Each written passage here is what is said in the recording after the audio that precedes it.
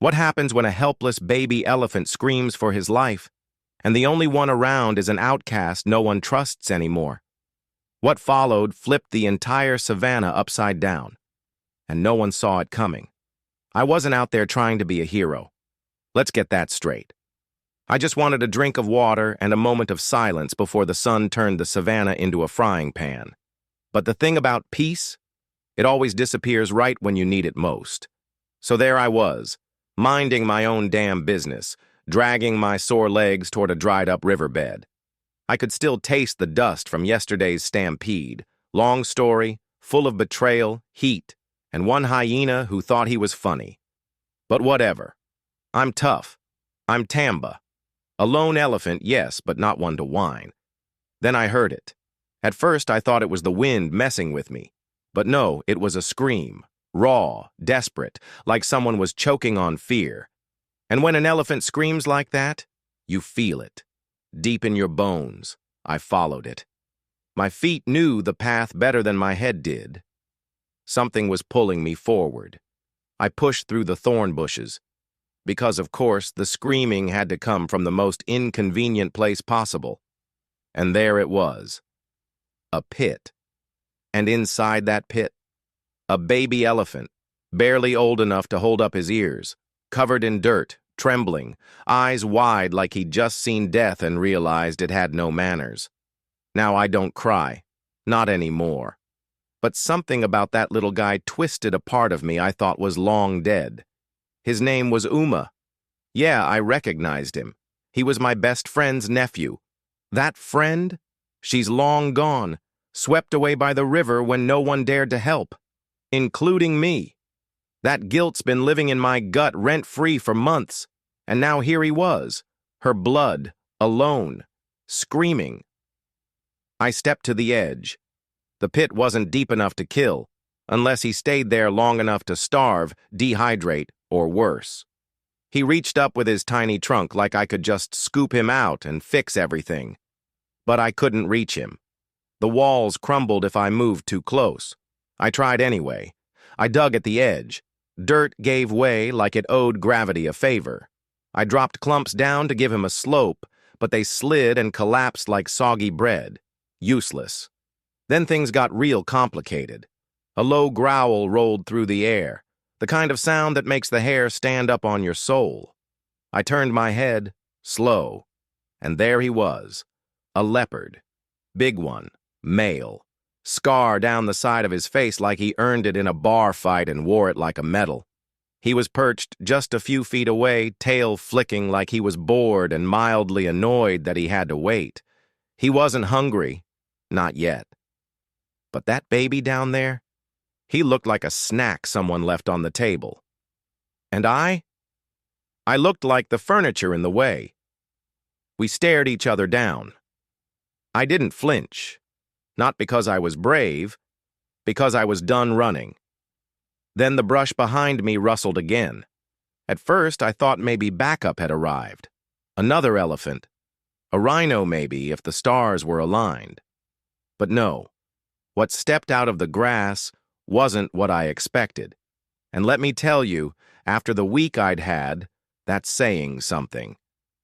What happened next changed everything. You won't want to miss how it all turned upside down. South, picture this. I'm standing at the edge of a dirt pit, trying to keep a panicked baby elephant from giving up on life, while a leopard with a face like a bad neighborhood watches us like he's waiting for his dinner bell to ring. And then, out walks a buffalo. Not just any buffalo. This one looked like he'd been hit by 3 seasons of drought and kept walking just to spite Mother Nature. Horns chipped, back arched like a rusty hinge, eyes hard as old stone. Now I'm no fool. I've seen buffalo charge trucks for looking at them sideways. So when one walks up to a scene like this, predator on one side, helpless calf in a pit, me stuck in the middle, you pay attention. He didn't say a word. Of course, none of us talk in the way humans do, but trust me, this old guy spoke volumes just by standing there. He looked at me, then at the leopard, then down into the pit, then back at me, judging, calculating. like he was trying to decide who was the bigger idiot in this situation. Then, and I kid you not, he snorted, turned his back on both of us, and started digging. I blinked. You ever seen a buffalo dig? It's not elegant, it's not efficient, but it's loud, and it's angry, and dirt flies like it owes him money. He wasn't trying to make a slope. Number. He was just digging straight at the pit like he could open the earth wider and drag the kid out with his bare hooves. The leopard? Not amused. He growled low, that kind of growl that makes the birds go quiet. He crouched lower, eyes locked on Uma like he had just remembered why he came, and that's when I moved. I stepped in front of the leopard, not because I had a plan, but because I was done watching everyone else decide how this story ends. He hissed, tail lashing, but I didn't move. Not an inch. I squared my shoulders and stared him down like I used to do with my brother when we both wanted the same watering hole. Back then, I'd walk away. Not this time. Not today, I thought. Not to this cub, not on my watch. And he knew it. Because after what felt like 100 heartbeats, he did something that shocked even me. He backed off. Just a step, then another. Then he melted back into the grass like he'd never been there. Now, I wasn't cheering yet. We weren't out of danger. The kid was still stuck. The buffalo was still digging like the world owed him something. And I? I was still trying to figure out if any of this made sense. That's when the sound hit. Not a growl, not a scream, a rumble, low, steady, familiar. It was coming from the west. Dust rose like a curtain. Ground vibrated under my feet. Stomps. Heavy ones. Many. And suddenly, this quiet little pit in the middle of nowhere was about to get very, very crowded. This is the climax. Everything you've been waiting for, it's right here. Stay tuned to see how one act of defiance turns the whole Savannah upside down. The dust hit first. Thick, hot, and full of tension. You could taste it in the air, like thunder was about to break loose but hadn't decided where to land yet. The ground trembled beneath my feet, not in fear, but with purpose. Then came the silhouettes. 1, 2, 5, more. Elephants, my kind, my old herd. Let me tell you something. I hadn't seen those faces since I walked away a year ago. Back then, I left because I couldn't carry the guilt.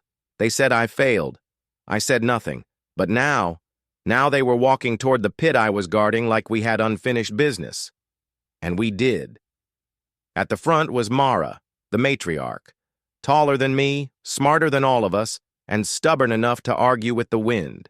She didn't shout, didn't stomp. She just stood there like a living monument, eyes scanning the whole messy scene, the dirt pit, the baby crying inside it, the buffalo still digging like rent was due, and me, the outcast, standing alone, our eyes locked. And you know what she did? She nodded. That nod? That wasn't just hello. That was forgiveness. That was, you came back when it counted. She moved first, quiet but firm, walked right to the edge, positioned herself with practiced grace, and lowered her massive body into a kneel, something elephants don't do lightly. She leaned forward, stretched her trunk, and whispered something I couldn't hear. Then came the others. 2 more females flanked her. They worked like a unit, packing dirt, stomping the edge, building a slope. The buffalo finally stopped digging and stepped back like an artist admiring his chaos. He gave me a look, a proud one, believe it or not, and turned away. His job here was done. I looked down into the pit. Uma had stopped crying. He was staring up at us with wide, trembling eyes. You could see the wheels turning. For a baby, he was reading the room like a pro. Hope crept into his gaze like light through a crack, and that's when Mara called to him, soft but strong. He responded. The slope wasn't perfect, it wasn't even safe, but it was possible. That's all he needed. 1 foot, then another. He slipped. We gasped. He tried again. I stepped closer, reached with my trunk. He caught it. We pulled. And just like that, the pit let go. He was out, alive, shaking, dirty, but standing on all fours. His legs wobbled like old branches, but he didn't fall. Everyone was still. No trumpets, no cheering, just silence. Then Mara turned to me. "Tamba," she said, my name after all this time. "You brought him home."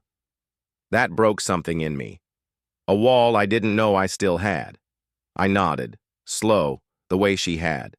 No words, just a shared truth. And you know the craziest part? The leopard. He was still there, hidden in the brush, watching.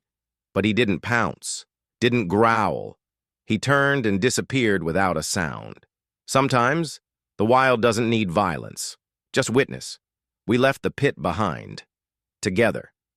So if you ever think one act of kindness doesn't ripple across the world, think again. Because I was just looking for water and ended up rewriting the story I ran away from.